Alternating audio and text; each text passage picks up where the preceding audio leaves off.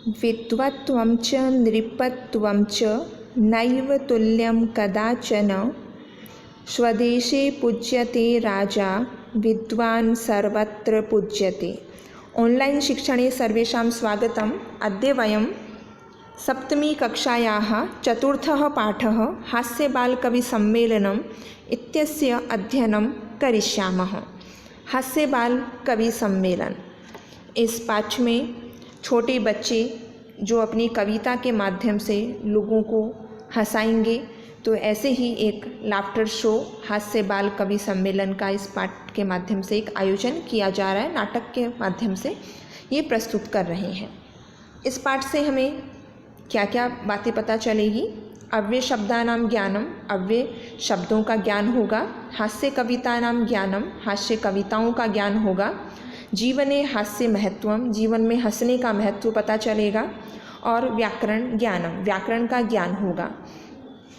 तो कुछ चीज़ें हैं जो मैं आपको पहले ही क्लियर कर देना चाहती हूँ कि इस पाठ में अपनी कविताओं के माध्यम से डॉक्टर्स, यमराज, इन सब का एक तरह से मतलब हास्य कविता है इसलिए मजाक बनाया जा रहा है, लेकिन हमें अपने वास्तविक जीवन में इन लोगों का अपमान नहीं करना। आज कोरोना का समय है और सब कुछ जीवन अस्त व्यस्त हो गया है और आज डॉक्टर ही, चिकित्सक ही जो हैं मैदान में, एक युद्ध भूमि में, कोरोना की जो युद्ध भूमि है उसमें खड़े हैं और लोगों की निरंतर सेवा कर रहे हैं। 24 घंटे वो इस काम में लगे हुए हैं। तो ऐसे वीर योद्धाओं का हमें सम्मान करना है, उनका अपमान नहीं करना। ये केवल पाठ के माध्यम से आपको हंसाया जा रहा है, लेकिन हमारे मन में उनके प्रति हमेशा सम्मान का भाव रखना है।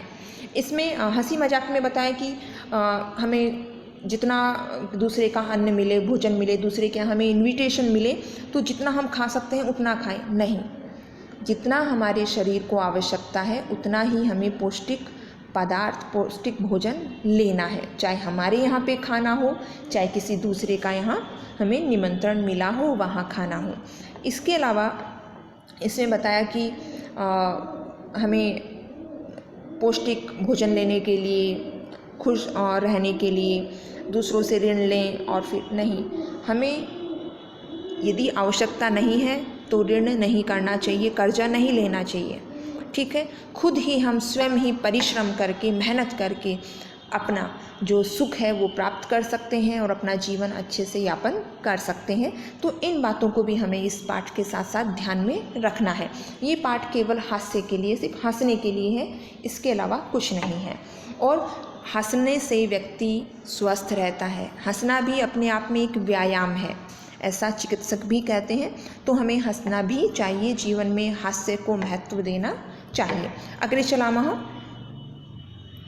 अव्ययम, पाठ में अव्यय शब्द बताए हैं। अव्यय किसे कहते हैं? सदृशम त्रिषु लिंगेषु सर्वासु च विभक्तिषु वचनेषु च सर्वेषु यन्न वेति तत् अव्ययम।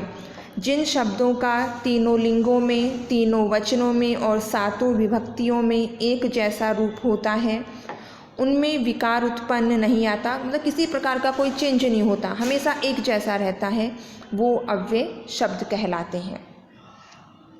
विविध वेशभूषाधारिणः चत्वारः बालकवयः मंचस्य उपरि उपविष्टाः सन्ति। विविध, अनेक प्रकार की, डिफरेंट वेशभूषाधारिणः, वेशभूषा पहने हुए, जैसा आप चित्र में देख रहे हैं ऊपर मंच पर। चत्वारः बालकवयः, 4 बालक, मंचस्य ऊपरी, मंच के ऊपर, उपविष्टाः सन्ति, बैठे हुए हैं। अधः श्रोतारः, नीचे श्रोता, सुनने वाले। हास्य कविता श्रवणाय, हास्य कविता सुनने के लिए। उत्सुकाः सन्ति, उत्सुक है। कोलाहलं च कुर्वन्ति, और कोलाहल मतलब शोर कर रहे हैं। इस गद्यांश में जो अव्यय शब्द आए हैं वो हैं ऊपरी, अधः, च। संचालक, अब कार्यक्रम का प्रारंभ होने वाला है तो संचालक आए हैं। अलम कोलाहलेन, कोलाहल, शोर मत करो, शोर बंद करो। अद्य, आज, परम हर्षस्य अवसरः, बहुत ही हर्ष, खुशी का अवसर है। यत्, कि अस्मिन् कविसम्मेलने काव्यहन्तारः कालियापकाश्च भारतस्य हास्यकविधुरन्धराः समागताः सन्ति।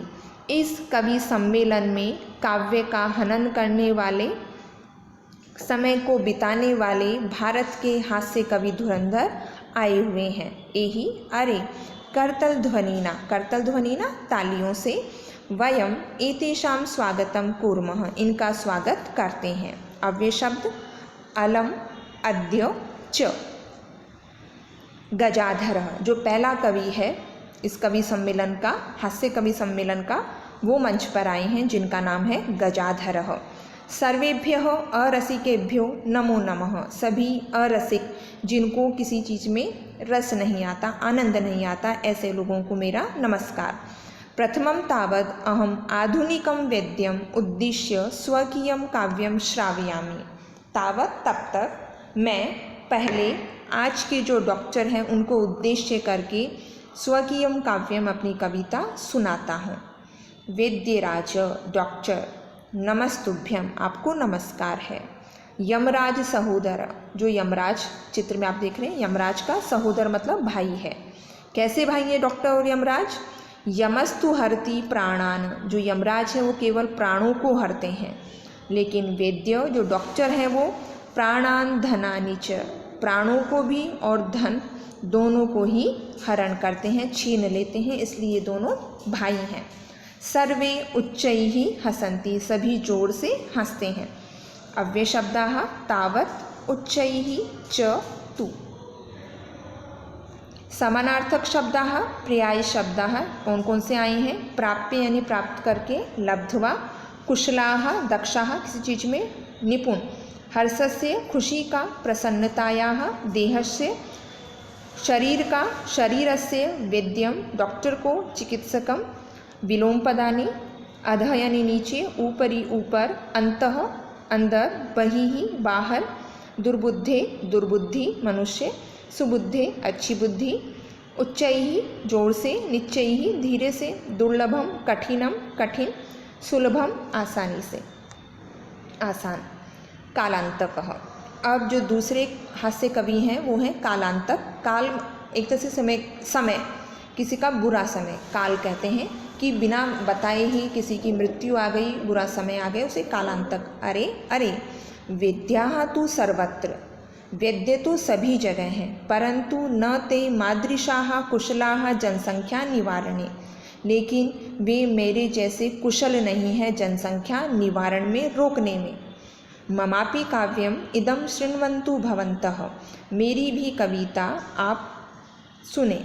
चितां प्रज्वलितां दृष्ट्वा, चितां व्यक्ति के मर जाने पर उसका दाह संस्कार किया जाता है, तो उसको जो दाह संस्कार के लिए जो उसको लकड़ी वगैरह पे जो रखा जाता है उसको चिता कहते हैं। तो चिता को जली हुई देखकर वैद्यः विस्मयम् आगत, डॉक्टर है वो आश्चर्य में आ गया। कैसे?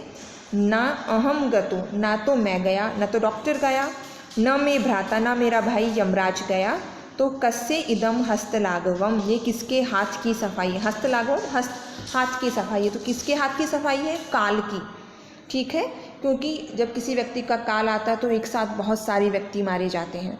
तो कह रहा है कालांतक कि मैं जनसंख्या निवारण करता हूँ, जनसंख्या रोकता हूँ। सर्वे पुनः हसन्ति, वो सभी जोर से हंसते हैं। अव्यय शब्दाः सर्वत्र, परंतु, न, तु, अपि, पुनः। तीसरा जो कवि है हास्य कवि तुंदिलः, तुंदिलः जिसकी तोंद बड़ी होती है, जैसे आप चित्र में देख रहे हैं ये तोंद बड़ी है। तुंदस्य ऊपरी हस्तम आवर्तयन, तोंद के ऊपर हाथ फिराते हुए। तुंदिलः अहम भो, अरे मैं तुंदिल हूँ।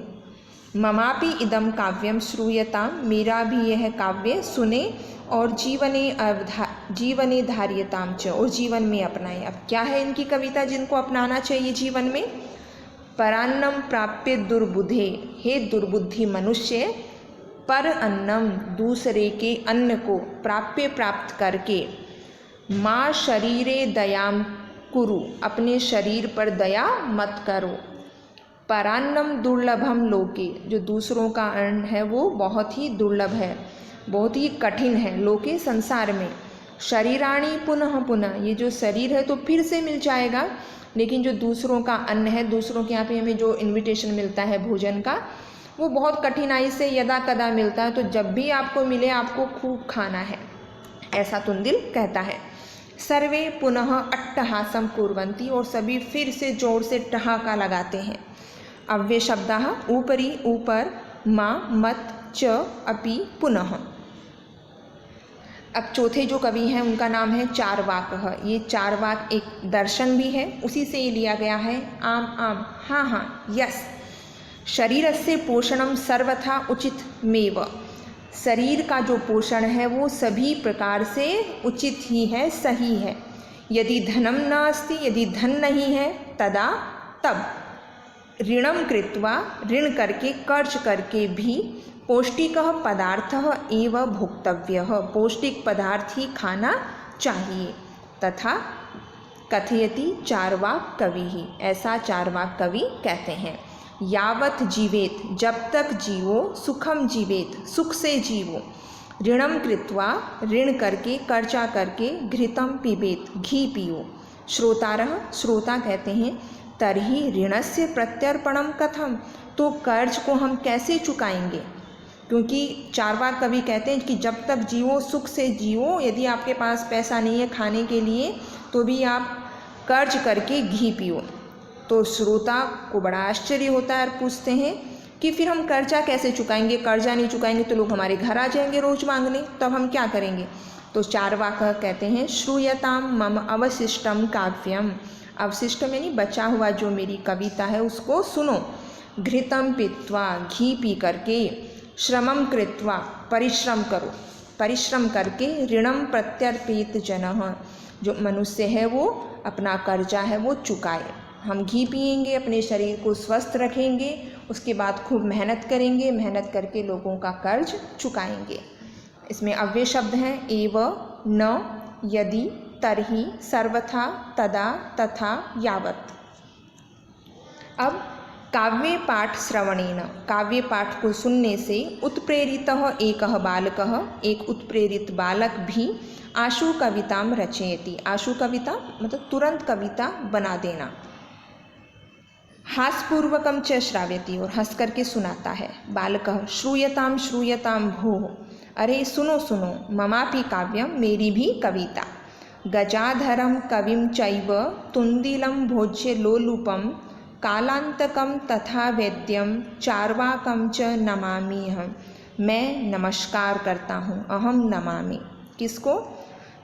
गजाधरम कविम, जो गजाधर कवि हैं उनको। तुंदिलम भोज्य लोलुपम, और जो भोजन का जो लालची है, लोभी है, तुंदिल उनको। कालांतकम तथा, उसी प्रकार कालांतक को।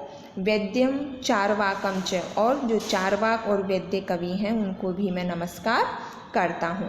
काव्यम श्रावयित्वा, कविता को सुना करके, हा हा हा इति कृत्वा हसति, हा हा हा करके हंसता है। अन्य चापी हसंती, और जो अन्य लोग हैं वो भी हंसते हैं। सर्वे गृहम गच्छन्ति, और सभी घर जाते हैं। अव्यय शब्दाः अपि, च, एव, तथा, इति, अपि। धन्यवादः, पुनर्मिलामः।